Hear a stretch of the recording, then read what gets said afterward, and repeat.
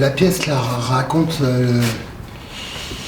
l'histoire d'un personnage, Mathias, un peu perdu dans son idolâtrie du personnage de Claude Nougaro et son déclassement en fait. Le fait qu'il se prenne pour le sosie de Nougaro, et puis donc ça parle évidemment de ce métier, puis de son rapport à la profession, aux agents artistiques. Il a des problèmes aussi avec son épouse. Et c'est une espèce d'hommage aussi à Claude Nougaro. Donc voilà, on a ce personnage qui déambule dans ses fantasmes, dans ses échecs, dans ses perditions, tout ça. On essaie de l'entourer de musique, parce que évidemment ça rassemble l'univers de Nougaro, du théâtre, de l'écriture de Sharif. Je suis un peu le lien entre tout ça.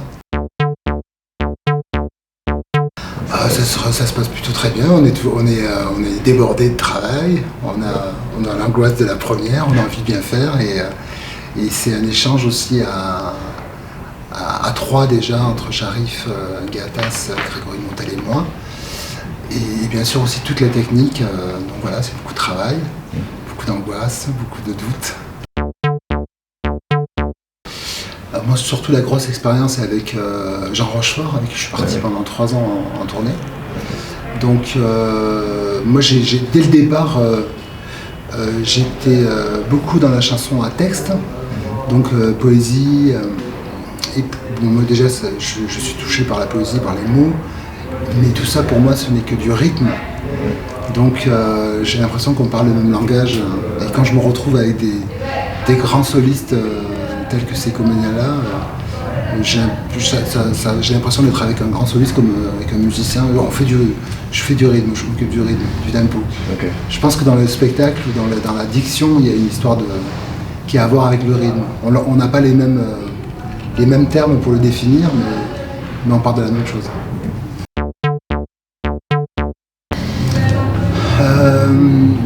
On est vraiment. Moi, je suis multi-instrumentiste, je joue du piano, de la basse.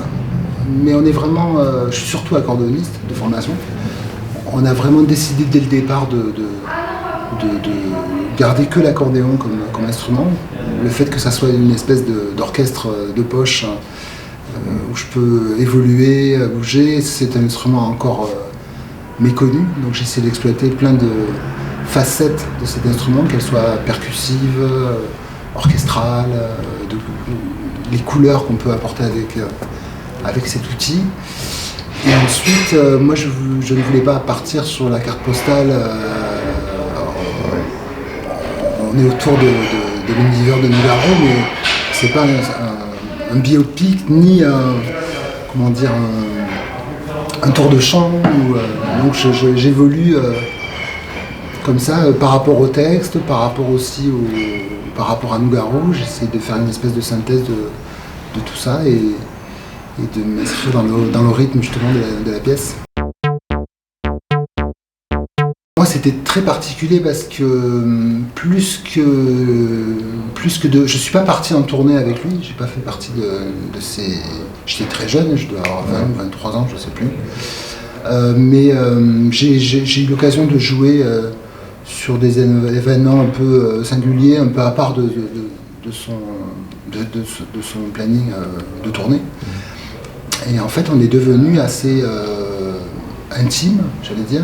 Moi, je débarquais à Paris, j'étais à Châtelet, un peu paumé. Hélène et lui habitaient, Hélène habite toujours d'ailleurs à côté de Notre-Dame.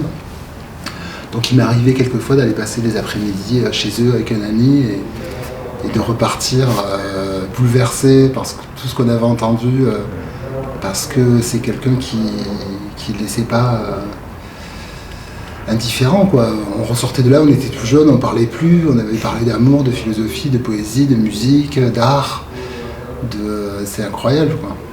Moi je sortais de mon petit Rodez, je connaissais pas grand chose, donc c'est une rencontre incroyable, et quand il est parti, Hélène m'a appelé pour me dire qu'elle aurait aimé que je joue sur l'album posthume. Donc j'ai enregistré sur le dernier album après sa mort. Et on est toujours en contact, on est très amis avec Hélène. Elle a toujours été très bienveillante avec moi. Est-ce qu'ils vont venir voir le spectacle? Oh bah oui, Ouais. c'est sûr. Ouais, c'est un bel hommage. J'espère que ça va lui plaire. Ouais. Merci Lionel, c'était pour moi. Bah, merci beaucoup.